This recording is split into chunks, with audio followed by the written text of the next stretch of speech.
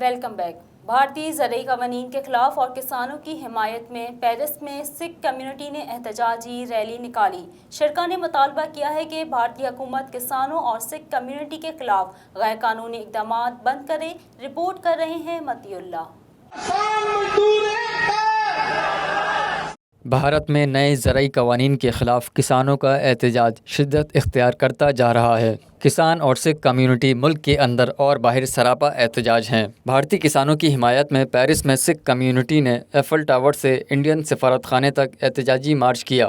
Corona کی وبا، social distance اور خراب موسم کے باوجود سکھ کمیونٹی کی ایک بڑی تعداد احتجاجی ریلی میں موجود تھی، جبکہ بچوں اور خواتین کی بھی کثیر تعداد شریک ہوئی۔ احتجاجی مظاہرین نے ہاتھوں میں بینر اور پلے کارڈ بھی اٹھائے ہوئے ہیں، جن پر بھارتی حکومت کی کسان دشمن پالیسی اور بھارتی حکومت کے خلاف الفاظ تحریر ہیں۔ مظاہرین مودی مرد آباد کے نعرے لگا رہے تھے۔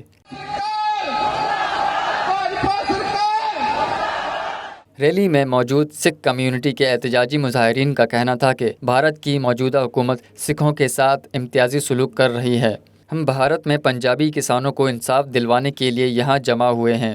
شرکاء نے کہا کہ نئے زرعی قوانین سکھ کمیونٹی کے خلاف ہے اور مودی حکومت کے برسر اقتدار میں آنے کے بعد بھارت میں اقلیتوں کے مسائل میں اضافہ ہوا ہے۔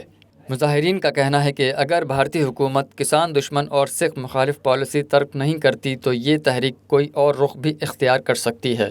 مظاہرین نے مطالبہ کیا کہ بھارتی حکومت کسانوں اور سکھ کمیونٹی کے خلاف غیر قانونی اقدامات بند کرے۔